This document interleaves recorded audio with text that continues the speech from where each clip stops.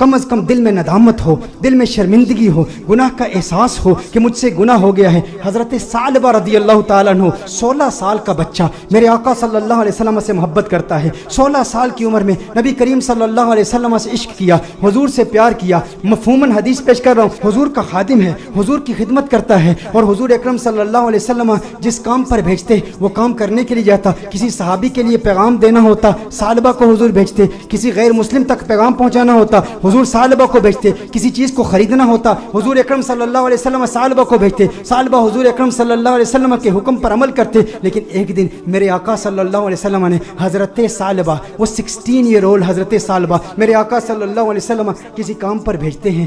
آدھے دن کا کام تھا لیکن بہت وقت ہو گیا، ثعلبہ واپس نہیں آئے۔ ثعلبہ کہاں گئے؟ جب واپس آ رہے تھے تو دیکھا کہ ایک حمام ہے، اس حمام میں ایک عورت نہا رہی ہے، ایک پردہ لٹکا ہوا ہے، ہوا کا تیز جھونکا آتا ہے، پردہ اٹھتا ہے، ان کی نظر اس عورت پر پڑ جاتی ہے۔ ان کے دل میں کچھ رغبت ہوئی، کچھ میلان ہوا، دل میں خیال آیا، ہے ثعلبہ دوسری نظر تو حرام ہے، لیکن آج تو نے کیا کیا؟ آج تو نے اس عورت کو دیکھ لیا، یہ عورت نہا رہی تھی، تو نے اس حالت میں دیکھ لیا، تیرا دعویٰ یہ ہے کہ تو حضور اکرم صلی اللہ علیہ وسلم کا غلام ہے۔ اتنی کم عمری میں اللہ جل وعلا نے تجھے اتنا بڑا مقام دیا، اتنی بلندی دی، دنیا تجھے خادم مصطفیٰ کہتی ہے، دنیا تجھے حضور اکرم صلی اللہ علیہ وسلم کا صحابی کہتی ہے، حضور کا خدمت گزار ہو کے اس عورت کو تو نے دیکھا۔ ثعلبہ پر رقت طاری ہو گئی، اس قدر روئے، چہرہ آنسوؤں سے بھیگ گیا۔ ثعلبہ روتے ہوئے اپنے آپ سے یہ کہتے ہیں، ہو نہ ہو میرے آقا صلی اللہ علیہ وسلم پر یہ وحی نازل ہو چکی ہوگی، اللہ نے کلام کیا ہوگا کہ ثعلبہ منافق ہو گیا ہے، حضور اکرم صلی اللہ علیہ وسلم کی خدمت میں رہنے والا،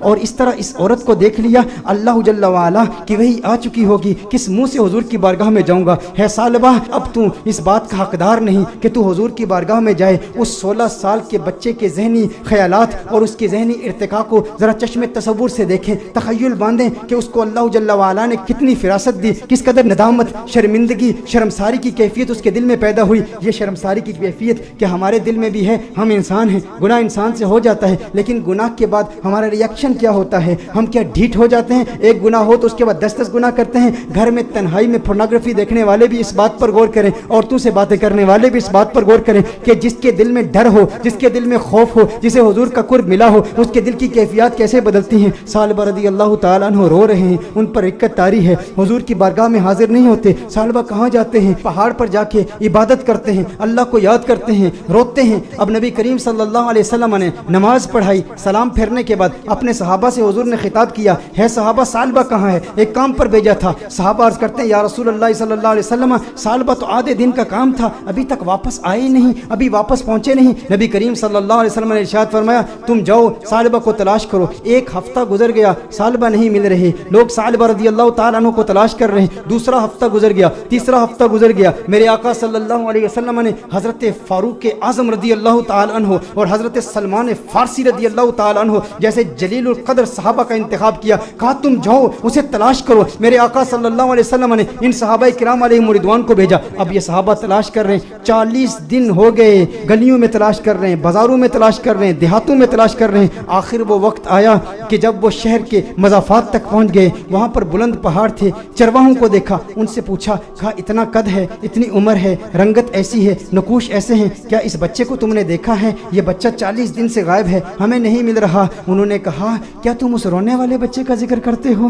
وہ جو روتا بہت ہے؟ کہا کیا مطلب؟ کہا اس رونے والے بچے کا ذکر کرتے ہو جس پر ہمیشہ رقت طاری رہتی ہے؟ کہا کیا مطلب، کون سا رونے والا بچہ؟ کہا جو تم نے اس کی ڈسکرپشن بیان کی ہے نا، جب ہم رات کو سوتے ہیں نا تو ان بلند پہاڑوں سے ایک بچے کی رونے کی آوازیں آتی ہیں، اس کی درد بھری آواز ہمارے سینے تک پہنچتی ہے، وہ روتا ہے اور رو رو کے اللہ کو پکارتا ہے، وہ معافیا مانگتا ہے، ہمیں پتہ نہیں اس سے ہوا کیا ہے۔ کہا وہ آپ کے پاس کب آتا ہے؟ کہا ہم چرواہے ہیں، بکریاں چراتے ہیں، کبھی کبھی آ جاتا ہے، بکریوں کا دودھ پیتا ہے اور چلا جاتا ہے۔ فاروق اعظم نے فرمایا کب آئے گا؟ کہا یہ اس کے آنے کا وقت ہے، ابھی آ ہی رہا ہوگا۔ فاروق اعظم رضی اللہ تعالیٰ عنہ، سلمان فارسی رضی اللہ تعالیٰ عنہ علیحدہ ہو کر چھپ جاتے ہیں کہ کہیں ثعلبہ ہی نہ ہو۔ دیکھتے ہیں کہ ثعلبہ آ رہا ہے، ثعلبہ آ رہا ہے تو رو رو رہا ہے, دودھ پیتا ہے پیالے میں, لیکن پیالے میں دودھ کے ساتھ اس کے آنسو بھی گر رہے ہیں. فاروق اعظم رضی اللہ تعالی عنہ فوراً باہر آتے ہیں, سلمان فارسی فوراً باہر آتے ہیں. او سالبہ تجھے کیا ہوا ہے؟ سالبہ تیرا چہرہ بدل گیا, اس قدر نحیف ہو گیا, اس قدر کمزور ہو گیا.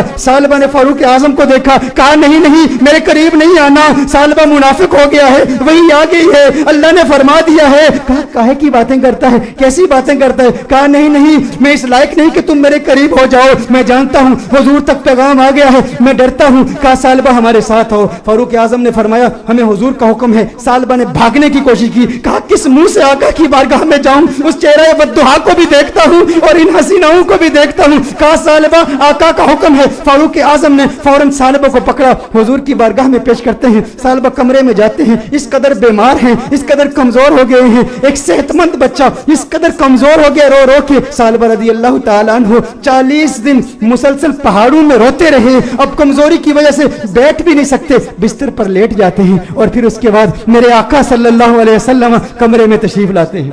نبی کریم صلی اللہ علیہ وسلم جب کمرے میں تشریف لاتے ہیں, وہ کریم آقا ہیں, ان کی شان کریمی کے کیا کہنے, ان کی عظمتوں کے کیا کہنے. چہیتے سالبہ کو دیکھتے ہیں تو میرے آقا صلی اللہ علیہ وسلم بستر کے قریب تشریف لاتے ہیں, اس کے سر کو اٹھاتے ہیں, اپنی گود میں رکھتے ہیں. ارے کیا قسمت ہے اس صحابی کی. میں کہتا ہوں دوستو, گناہ ہو جائے لیکن گناہ کے بعد بھی شرمندگی بھی ایسی ہو, گناہ ہو جائے پھر گناہ کے بعد ندامت بھی ایسی ہو, گناہ ہو جائے لیکن گناہ کے بعد اپنے نفس کو سزا کا سلسلہ بھی ایسا ہو. اور پھر جب اللہ توبہ قبول کرتا ہے نا تو پھر قسمت عروج پہ ہوتی ہے, پھر اس کے مقدر یہ جھانکتے ہیں, اللہ ایسا کرم فرماتا ہے کہ اسے پھر آقا کی گود نصیب ہوتی ہے. میرے آقا ارشاد فرماتے ہیں اے سالبہ آنکھیں کھولو. سالبہ آنکھیں کھولتے ہیں, کہتے ہیں یا رسول اللہ, آقا میں گنہگار, میں سیاکار, آقا مجھے آپ کی گود ملی, میں اس قابل کہاں. آقا مجھے پتا ہے وہی آ گئی ہے, مجھے پتا ہے آیت آ گئی ہے, آپ کو بتا دیا گیا ہے کہ سالبہ منافق ہو گیا. یا رسول اللہ صلی اللہ علیہ وسلم میں اس قابل نہیں کہ آپ کی گود میں لیٹوں. سالبہ کہتے ہیں یا رسول اللہ صلی اللہ علیہ وسلم میں نے ایک عورت کو یوں دیکھ لیا, میرے آقا نے ارشاد فرمایا تو پھر تو توبہ کر لے. سالبہ کہتے ہیں مجھے ڈر ہے اس بات کا کہ جہنم کے نچلے درجے میں مجھے پھینکا جائے گا, مجھے جلایا جائے گا. حضور نے ارشاد فرمایا مومن ڈرتا بھی تو ہے لیکن مومن کی ایک اور کیفیت بھی ہے, وہ امید کی کیفیت ہے. کہا اللہ سے امید کیا رکھتا ہے؟ کہا امید تو یہ ہے کہ میرے اللہ مجھے معاف کر دے گا. حضور نے ارشاد فرمایا پھر اللہ سے جو تو زن رکھتا ہے اللہ کو اپنے زن کے مطابق پائے گا, یہ امید رکھ کہ میرا اللہ تجھے معاف کر دے گا. حضور اکرم صلی اللہ علیہ وسلم نے دستے دعا بلند کیے, سالبہ کو دعائیں دی. جب سالبہ خوش ہو گئے کہ مجھے آقا کی دعائیں ملی اور میرے منافق ہونے کے حوالے سے کوئی آیت نازل نہیں ہوئی, تو اس وقت سالبہ حضور سے عرض کرتے ہیں یا رسول اللہ صلی اللہ علیہ وسلم یوں محسوس کر رہا ہوں جیسے میرے جسم میں ہزاروں کیڑے رینگ رہے ہیں, اس قدر درد محسوس کر رہا ہوں. میرے آقا رونے لگے, یا رسول اللہ صلی اللہ علیہ وسلم آقا کیوں گریہ فرما رہے ہیں, آقا کیوں رو رہے ہیں؟ میرے آقا نے ارشاد فرمایا اے سالبہ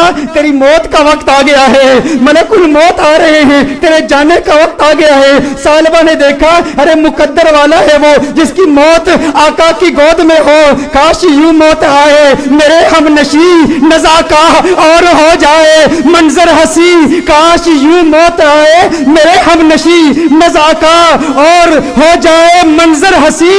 وہ ادھر اپنی زلفیں سوارا کرے اور ادھر دم ہمارا نکلتا رہے. ارے کیسا قسمت والا ہے, آقا کی گود میں سالبہ کی موت واقع ہو گئی, سالبہ کی روح قفس انصری سے پرواز کر گئی. میرے دوستو یہی پیغام ہے, اگر چاہتے ہو آقا کا کرم ملے تو آج میلاد کی محفل کا یہ پیغام لے جاؤ کہ غم کا ایک سبب گناہ بھی ہے. اگر تم گناہوں سے توبہ کرو گے ڈپریشن ختم ہو جائے گی, حضور کا پیار ملے گا, حضور کی محبت ملے گی, حضور کا عشق ملے گا. والدین کو وقت دو, اپنے بچوں کو وقت دو, نمازوں میں استقامت حاصل کرو, گناہ جو کیے ان سے توبہ کرو, جو نمازیں قضا کی ہیں, جو روزے قضا کیے ہیں ان کی قضا عمری کرو, حسن اخلاق سے پیش آؤ. جو رشتہ دار ناراض ہیں صلہ رحمی کے جذبے کے ساتھ ان سے ملاقات کرو, وہ پوچھیں کیا ہو گیا ہے, میرے گھر میں آج کیوں آیا ہے, کبھی نہیں آیا. کہا تجھے نہیں پتا کل کنز الہدیٰ میں محفل میلاد ہوئی تھی, آقا کا میلاد ہوا ہے اس لیے آیا ہوں. ارے جس سے مل رہا ہے ویسے تو تیرے چہرے پر 12 بجے ہوتے ہیں, آج مسکرا کیوں رہا ہے؟ کیوں مسکرا رہا ہوں؟ کل حضور کی میلاد کی محفل تھی,